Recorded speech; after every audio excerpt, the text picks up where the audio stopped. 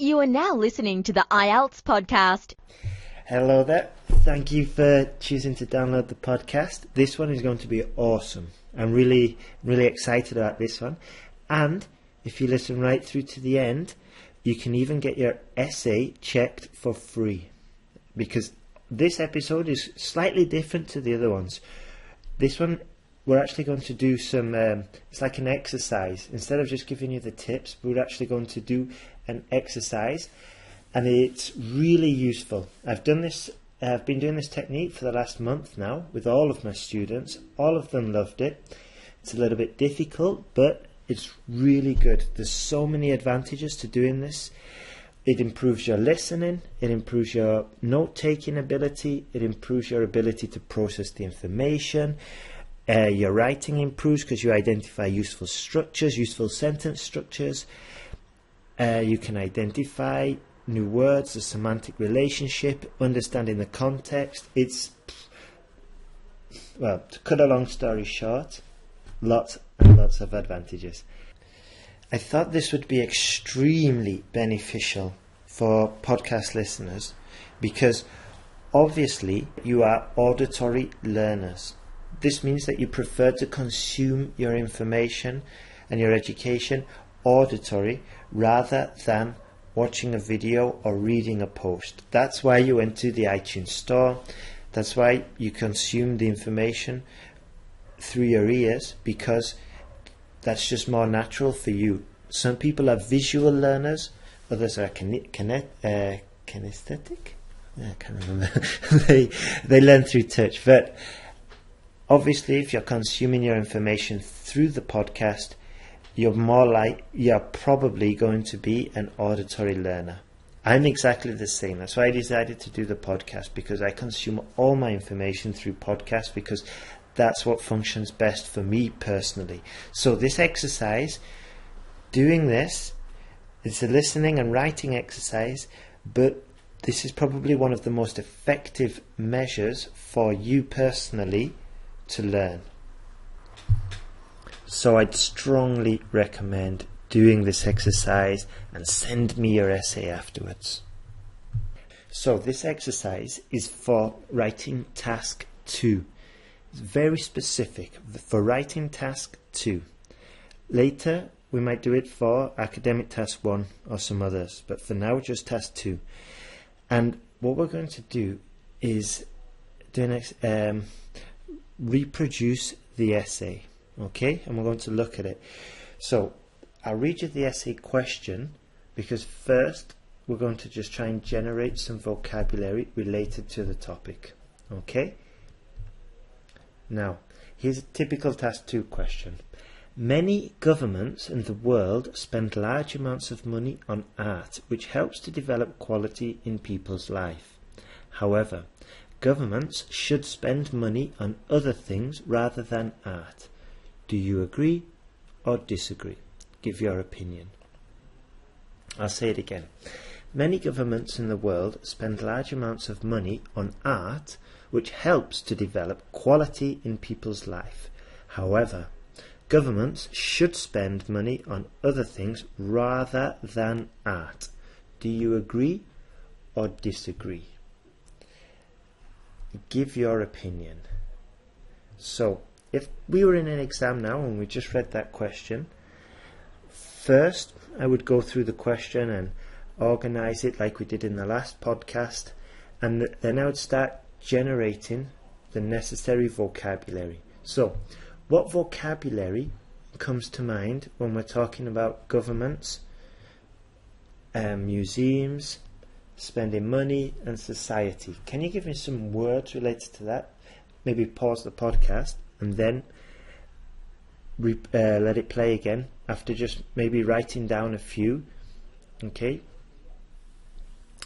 well, this is what I got just after a quick brainstorm. So I got government spending. We can talk about public, private, subsidies, funding, taxes, of course taxpayers, citizens, population, society, demographic. Okay, that's all related to government spending. And then the other key word in the question was museums. So obviously we're going to talk about visitors, art, works of art, sculptures, exhibition, security systems maybe, avoid theft, valuable, culture, education, culture, culturally aware, all of these words. We're just going to brainstorm and just put down everything, okay? And there's no right or wrong, just put down everything now.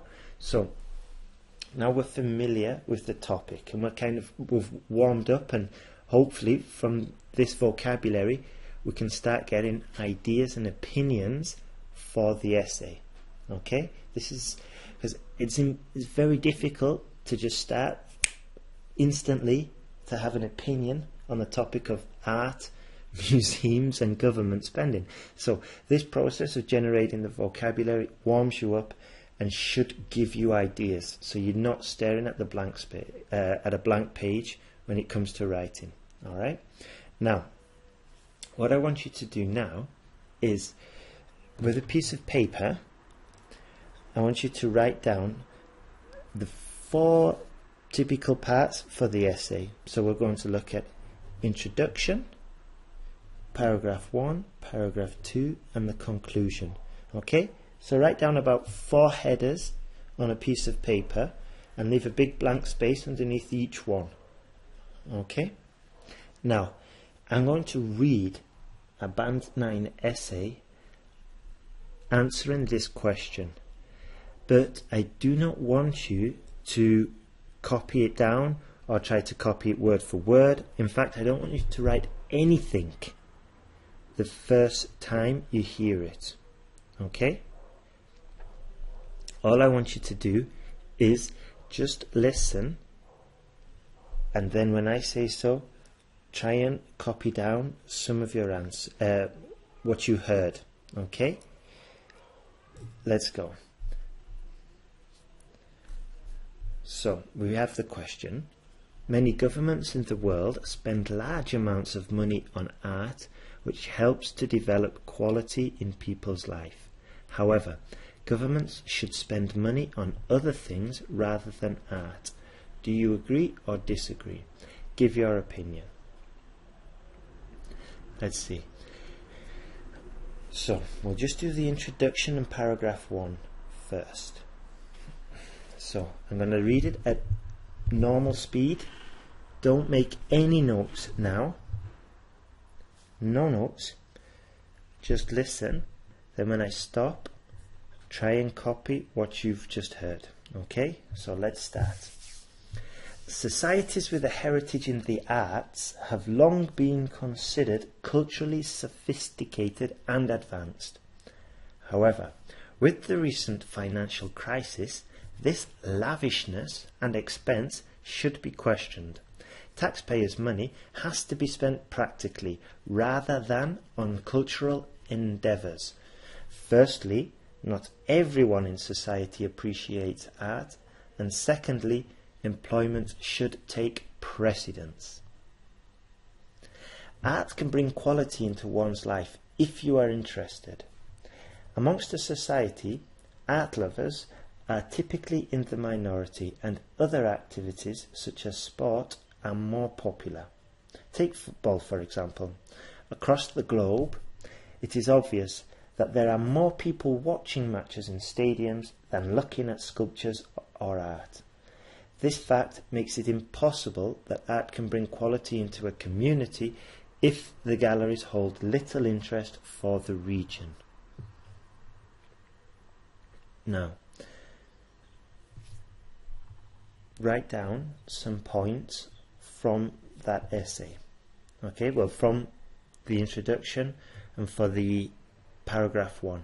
Okay, try and write down some of the arguments, maybe some of the vocabulary. Write it down, and it doesn't have to be correct, it doesn't have to be perfect English now.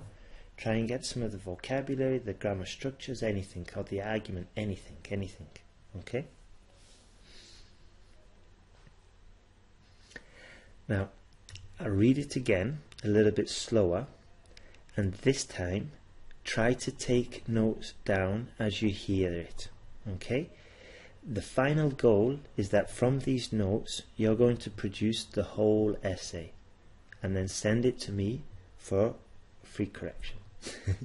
But I'll give more details about that later. So I'll read it again a little bit slower, and this time I want you to make notes. And once again, it's just going to be the introduction and paragraph 1. Okay? Later you'll be able to go to the website, see the essay, compare your essay with the notes, with your notes, look at the original essay, and then send it to me. But now we're just at the second process of making notes. So I'll read it again. Let's go. Societies with a heritage in the arts have long been considered culturally sophisticated and advanced. However, with the recent financial crisis, this lavishness and expense should be questioned.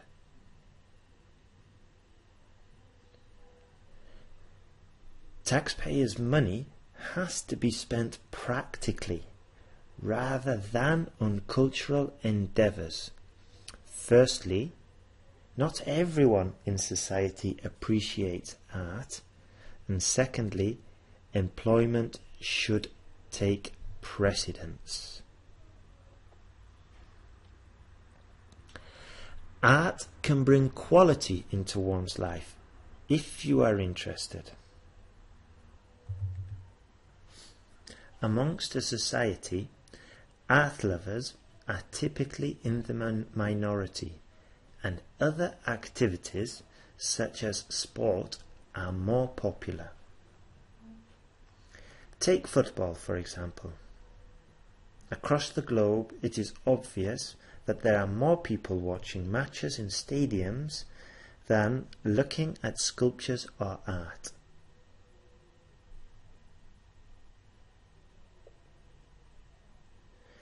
This fact makes it impossible that art can bring quality into a communities if their galleries hold little interest for the region.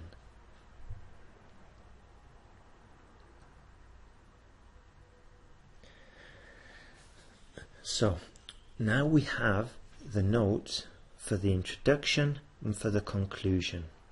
Okay? From these notes, hopefully we can reconstruct the essay and then it can be sent to me. We can reconstruct the first part of the essay. Now we're going to look at paragraph 2 and we're going to look at the conclusion. Hopefully you'll recognize that paragraph 2 refers to the last part of the introduction and has a strong example like the first paragraph, and also that the conclusion kind of reflects the introduction. So I'll read it, we'll do exactly the same. I'll read it fast or at normal native speaker speed, and just listen for the first time. Then for the second time I'll read it a little bit slower, and then you take notes with the objective of trying to identify maybe vocabulary, grammar structures, sentence structures, all of that. Okay, so the first one I'll just read at normal speed, and when I've finished, jot down your notes immediately. Okay, so let's go. Secondly, the resources diverted to such projects comes from the public and should be spent in a way that benefits them. Commissioning or purchasing art is an insult to taxpayers who endure high unemployment rates such as those in Newcastle, UK. This city suffers from historically high unemployment, yet the council commissioned a large sculpture called the Angel of the North. Financing a job creation project would undoubtedly have been more practical for the local community. To conclude, I believe that it is an unjust affirmation that art brings quality into one's life, and agree that the money should be spent elsewhere. This is because art expenditures only benefit a small minority, and secondly, the expense involved should benefit the majority. Ideally, in the future, governments will recognise that quality in a person's life derives from a decent opportunity in life, not a sculpture.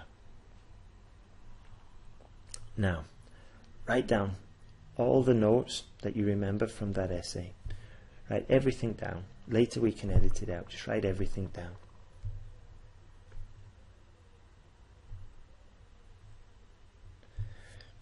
Now, I'm going to read it again, slower. I want you to copy it down, not word for word, just steal parts that are useful. Okay? Maybe there's some sentence structures there that you could use. For example, starting a sentence with a gerund. It's a different way. There's two examples, there's two cases where I start a sentence with a gerund. Try to copy it. Why not? It's easy and you can use it in your essays. So, let's go. Secondly, the resources diverted to such projects comes from the public and should be spent in a way that benefits them. Commissioning or purchasing art is an insult to taxpayers who endure high unemployment rates, such as those in Newcastle, UK.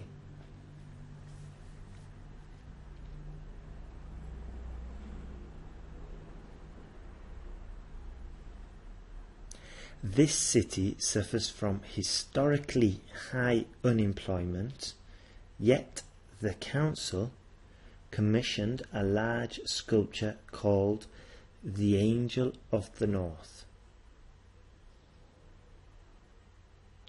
Financing a job creation project would undoubtedly have been more practical for the local community.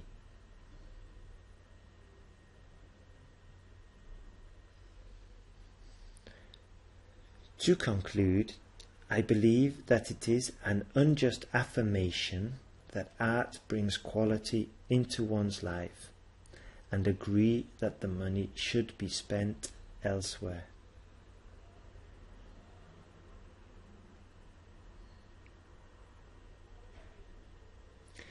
This is because art expenditures only benefit a small minority, and secondly, the expense involved should benefit the majority.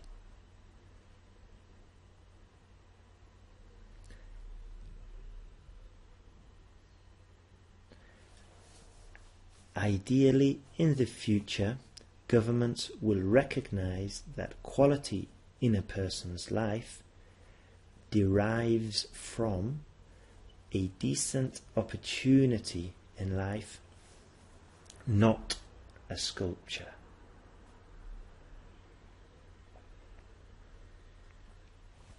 So, there we have a complete Band 9 essay. Now, using your notes that you've put under each heading, hopefully you got the 4 headings, the introduction, P1, P2, conclusion. Using these notes, I would like you to write the whole essay. Remember, it doesn't have to be word for word. You can modify it, you can try and improve it. Yeah, I really don't mind. Just write something, and then you can either send it to me, okay? You can send it to ben@IELTSPodcast.com, and I'll try and check it. I can't guarantee it, but I will try and I'll have a go. Hopefully I'll have time. I can guarantee checking it for free if you go to iTunes and just help me out by writing a review of the podcast in the iTunes store and give it a big fat 5-star rating. But give it a rating, and then maybe send me a screen capture or a picture of the rating or something like that, and attach it to the essay attach it to the email when you send your essay, or you can just go to IELTSPodcast.com and just post your essay as a comment in the on this post, and I'll comment on it there, and I'll just correct it and say what's good about it, what's wrong about it, and any spelling mistakes, grammar mistakes, all the rest of it. But I think the most important part is just to take action, just to start writing, because you can read how to write an essay, I don't know, 1,000,000 times. It's like, nobody learns football by reading a magazine about football or reading the encyclopedia or the manual. You only learn something by doing it. Well, not only, but it's the best way of learning it is doing it. So start writing. Write today, because you're not going to improve unless you're writing. End of story. So send it to me. Send it to Ben at IELTSPodcast.com. Write it up as soon as possible while it's fresh in your head. Maybe listen to it again. And we'll speak next week. Tell me how it went as well. Tell me if you enjoyed it. And while you're writing the email, tell me what you'd like to see on the podcast too. Okay, guys. Thanks for listening. Take care. Thanks for listening to IELTSPodcast.com. And remember to leave your email for updates and early access to new podcasts.